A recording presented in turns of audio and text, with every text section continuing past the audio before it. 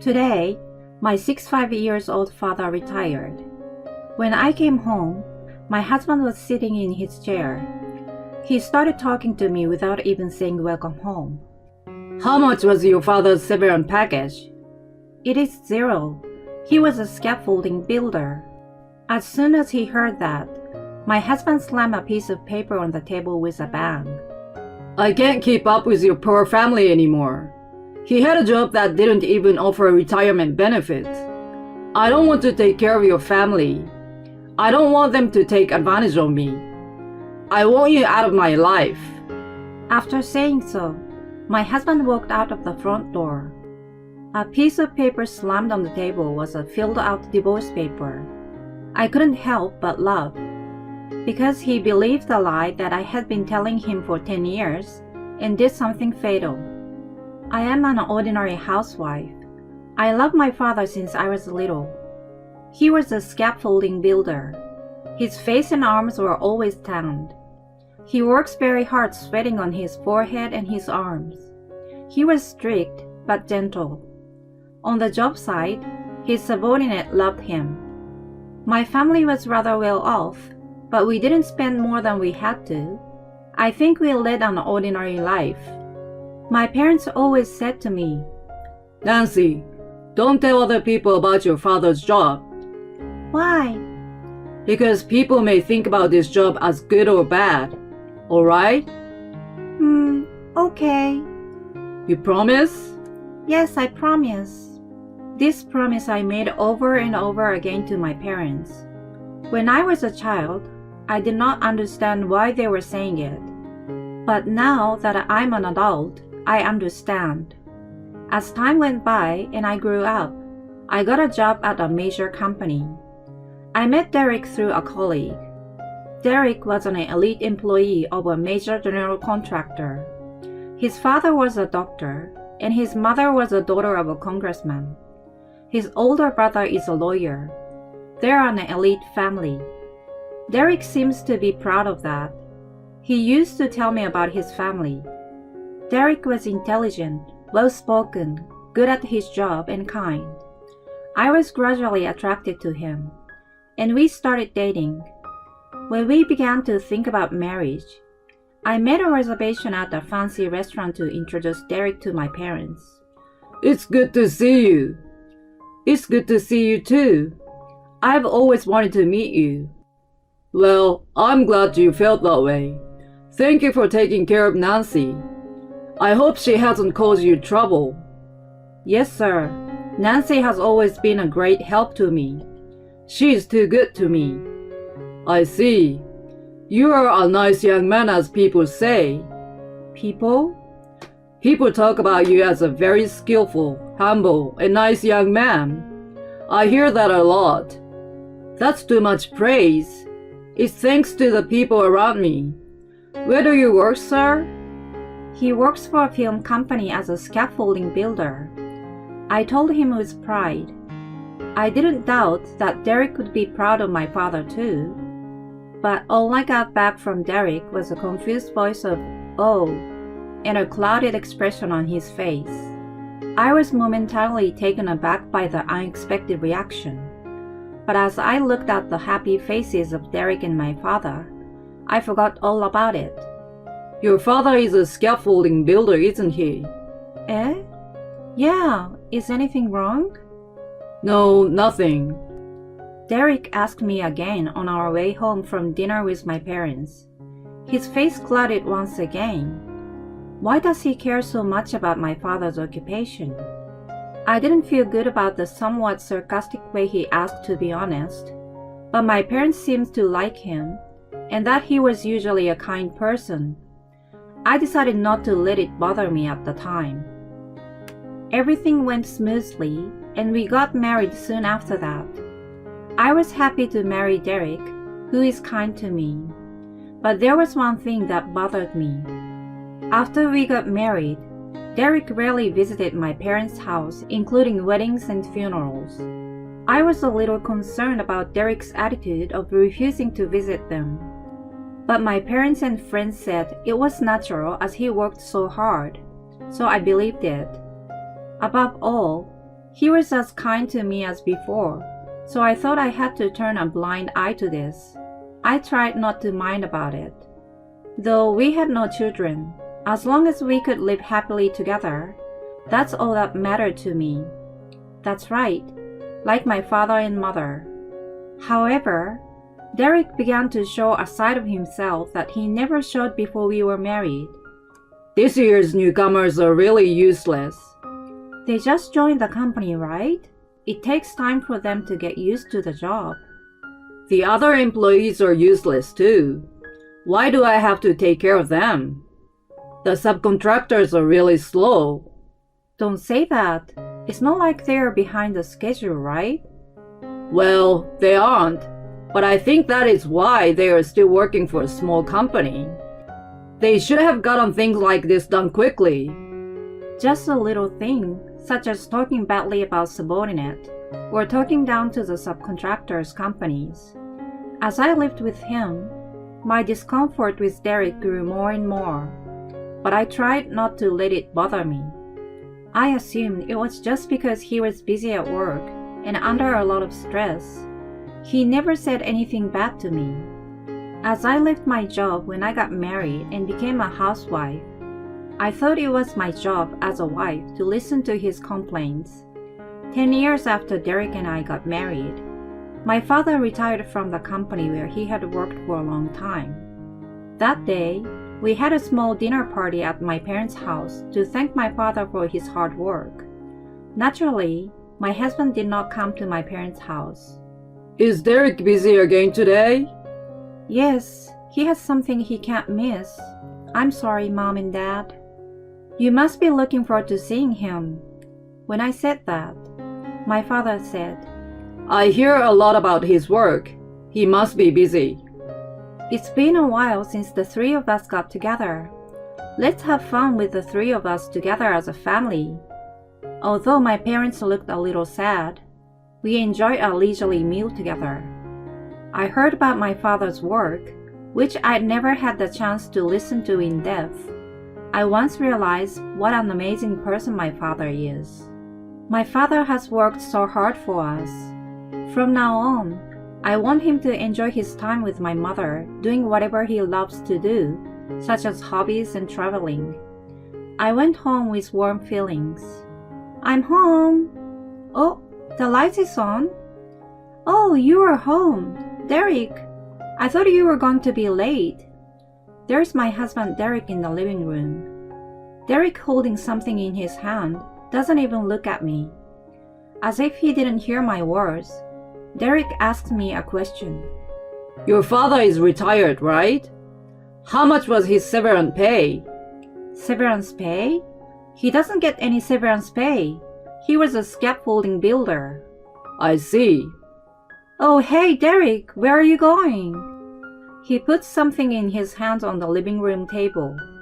He ignored me and headed for the front door. I called out to him several times, but he never turned around and just walked away.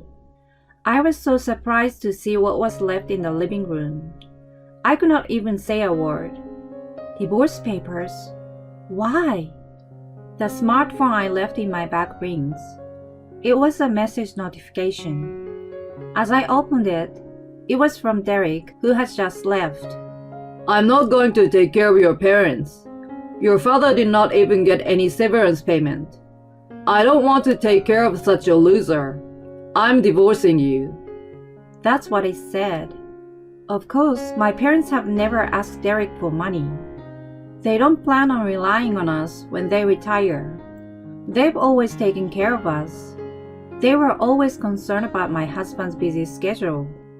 I have been conniving at his contemptuous attitude towards his subordinates, subcontractors, and my father. But when I see his message, I lost my patience. I don't want him either.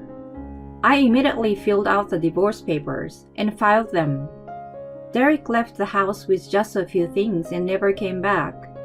So I packed up all of his belongings in cardboard boxes and sent them all to his parents' house. I sent them without any heads up, but they didn't say anything about it. I guess Derek must have told them.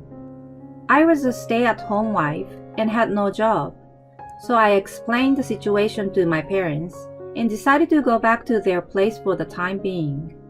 My parents were surprised, but as they listened to me, they expressed their anger towards Derek. They told me to come home. About a year had passed since the divorce. I received a phone call from Derek, begging me to let him meet my father. Hello? Hey, how are you doing? Who is this?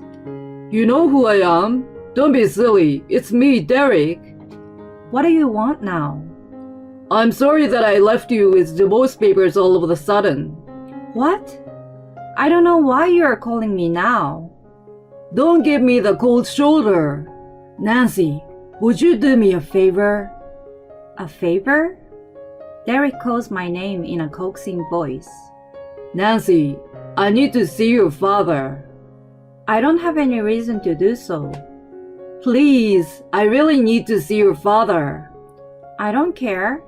You don't want anything to do with a father who doesn't even have any severance pay, right?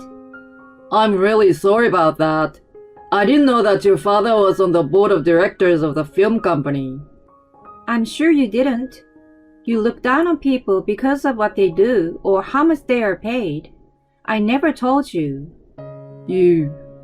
It's true, isn't it? How come you want to see my father all of a sudden after we divorced for a year? I wonder if my father's company turned down the project your company is proceeding with. I heard Derek gulped with my words. Maybe I was a little mean, but he made fun of my father and unilaterally left the house with the divorce papers. I had to say that much. I'm really sorry. If you know that much, please, we have been a family for 10 years. We have been divorced for a year. We are strangers. And besides, you didn't show up at my parents' house for whatever reason when we were married. How dare you call them family? Please.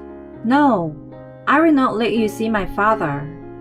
He seemed so desperate that he apologized over and over again. I'm sorry about that time. I'm sorry for you too. So please let me see him. I heard his voice saying it, but hit the end button and hung up on him. My father, Carl, was an executive at the company he worked for. He was a scaffolding builder when he was young, but by the time I can remember, he was in an important position at the company. He has been friends with the president of the company since he was young. They went out for a drink in private, and they were best friends. However, my father didn't like to talk about his position to others unnecessarily. He didn't like the idea of flaunting his position.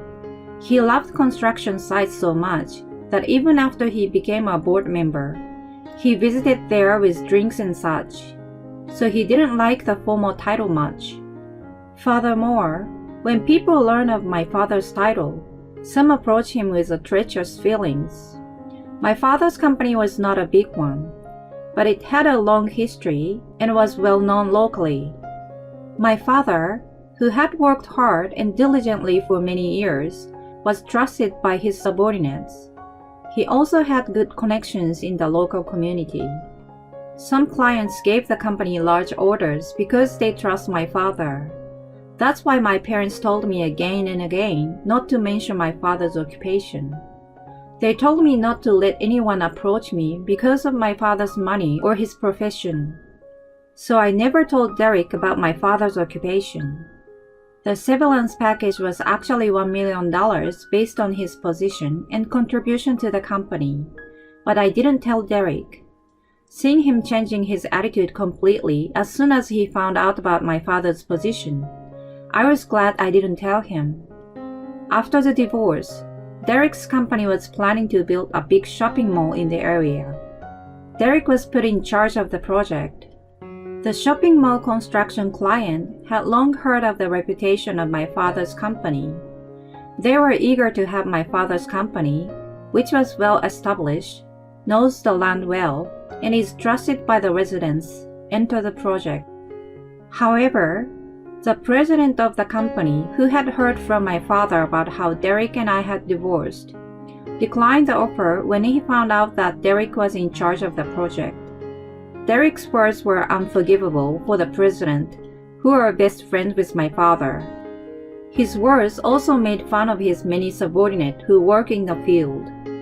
Please reconsider. It was a long time ago, Derek said. But the president said, My people are working hard and sweating on the site in danger. Even it was said in the past, I can't have my employees working with someone who disrespects them. The client even went as far as to make the project blank. Derek, who was unable to fulfill the client's request because of him, was removed from the project and demoted to take responsibility. So he tried to talk to my father somehow through me. As I hung up on him, my smartphone has been ringing on and on. There is nothing to talk about now. I blocked his number, but to avoid trouble, I hired a lawyer after that. After the divorce, I found out that Derek had been cheating on me during our marriage. I decided to request alimony and cut off the relationship with Derek at this time. When we lived together, Derek's shirts were neatly washed and ironed, even though he could not do any housework at all. I once found him sleeping on the couch with a tie I didn't recognize. There was times that he had unnaturally worked on his days off every week. I have thought something was wrong. When we got divorced, I took the plunge and hired an investigator, and found out that he was having an affair with a woman who worked with him at the time. The day he left with the divorce papers, I wondered why he left with only one bag. It seems that he went to the mistress' house and lived with her as it was. When I got divorced, many people told me that I should have taken alimony. But at the time, I didn't want to be involved with Derek anymore than to claim alimony, so I didn't. I didn't want him to grumble about not getting a divorce by any chance, or didn't want to be followed around. I just wanted to get rid of him. After that, the divorce was finalized without any problems. I even got a job as a clerk at a local company. It was when I made a fresh start Derek called me. It looked like he was going to persistently follow my father, so I decided to hire a lawyer. I can't believe he once made fun of my beloved father, and then tries to follow him around all of a sudden. I will make him regret it. The investigation company has seized a lot of evidence of the affair. Therefore, the claim for alimony was easily approved. After that, Derek, who had been demoted and had to pay the alimony, was abandoned by his mistress. He tried to change jobs, but it didn't work out because word had spread it in the industry. His family says, You are a disgrace to the family. If you become unemployed, we will disown you. He can't go back to his parents' house or get support from them. My ex-husband's family was always very elitist, so I don't think they would allow him to rely on his relatives either. Now it seems he is desperately trying to make ends meet to live on his own and to pay the alimony. My father told me what he had heard in rumors. I now strongly feel that we should not look down on people or make fun of them because of their money, occupation, or title. I'm grateful to my parents for teaching me from an early age that I should not judge people by those. This incident made me vow once again to live my life with humility.